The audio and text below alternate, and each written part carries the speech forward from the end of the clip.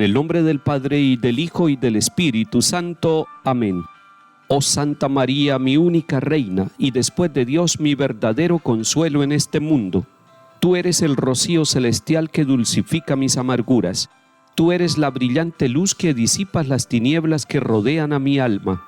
Tú eres la guía de mis pasos, la fuerza de mis debilidades, el tesoro en mi pobreza, el bálsamo que cura mis heridas, el consuelo que enjuga mis lágrimas, mi refugio en las miserias y la esperanza de mi salvación.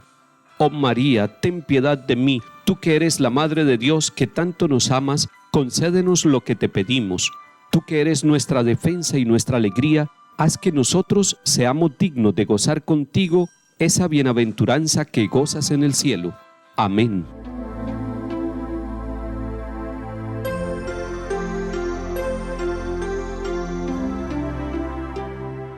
Lectura del libro del Génesis, capítulos 41 y 42.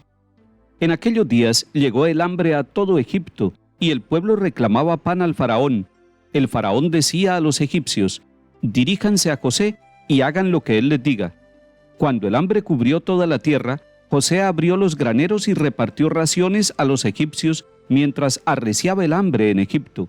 Y todos los países venían a Egipto a comprarle a José, porque el hambre arreciaba en toda la tierra.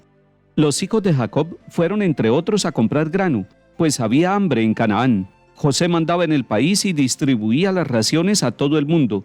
Vinieron pues los hermanos de José y se postraron ante él rostro en tierra. Al ver a sus hermanos, José los reconoció, pero él no se dio a conocer, sino que les habló duramente.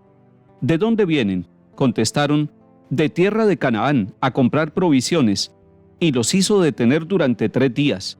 Al tercer día les dijo: yo temo a Dios, por eso harán lo siguiente y salvarán la vida.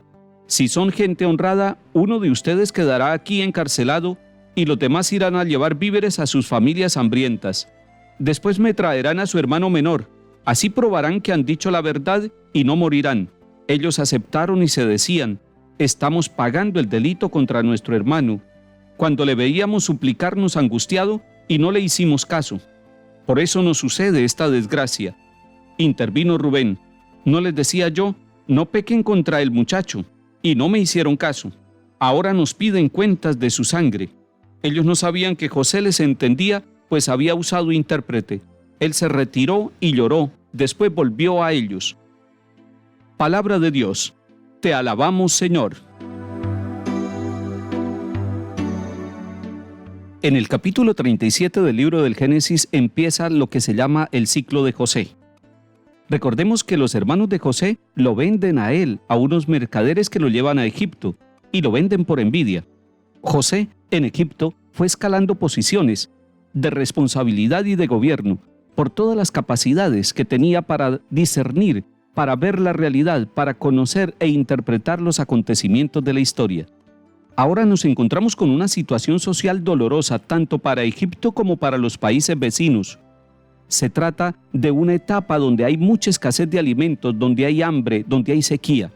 Egipto, que es un país regado por el río Nilo, tiene etapas de abundancia donde se puede conservar y guardar para las etapas de escasez. Por eso los países vecinos van hasta Egipto.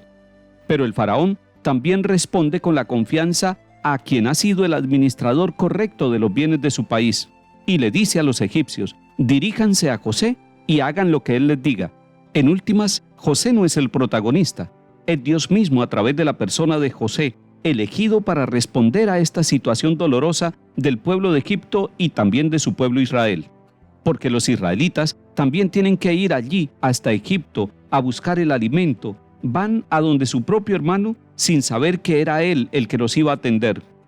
Y era que el hambre arreciaba en toda la tierra. Son situaciones que viven muchos pueblos, muchas naciones, situaciones de hambre, donde tienen que emigrar para buscar el alimento en otras naciones. Miremos este detalle. José reconoció a sus hermanos, pero ellos no lo reconocen.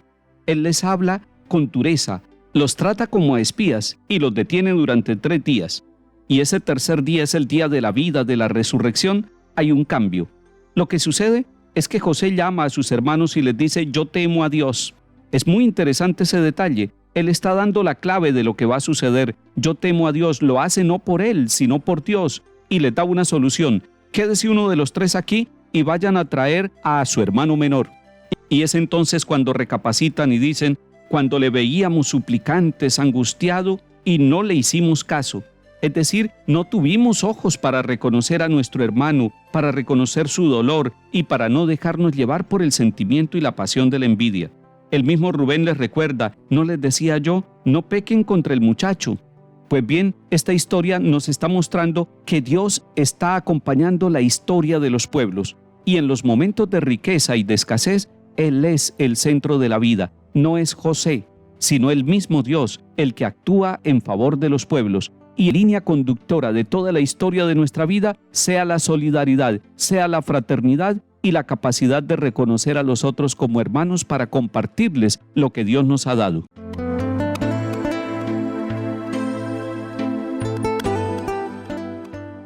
Salmo 32.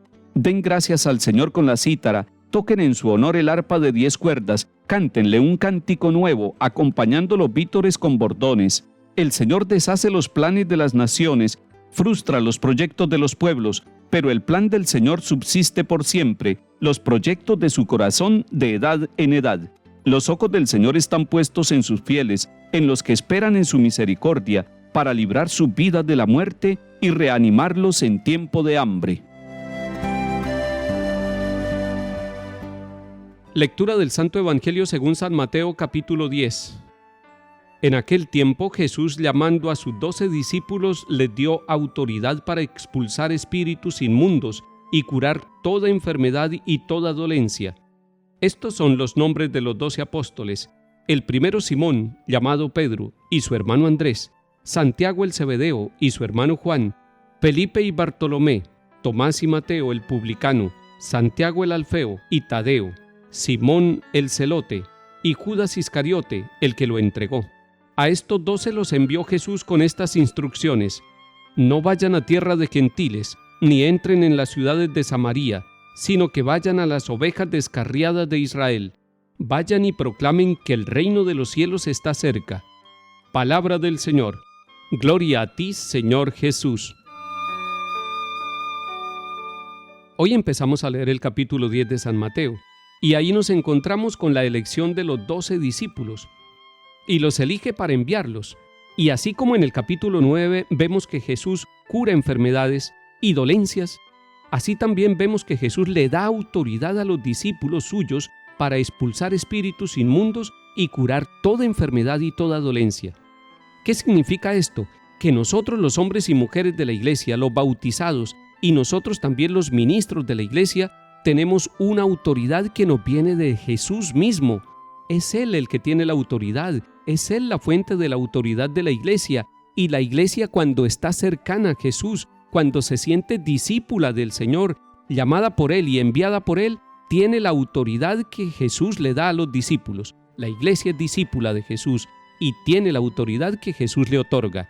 Viene luego la lista de los discípulos y es interesante que la leamos porque encontramos que hay hermanos. Por ejemplo, Pedro y Andrés eran hermanos. Santiago y Juan eran hermanos también.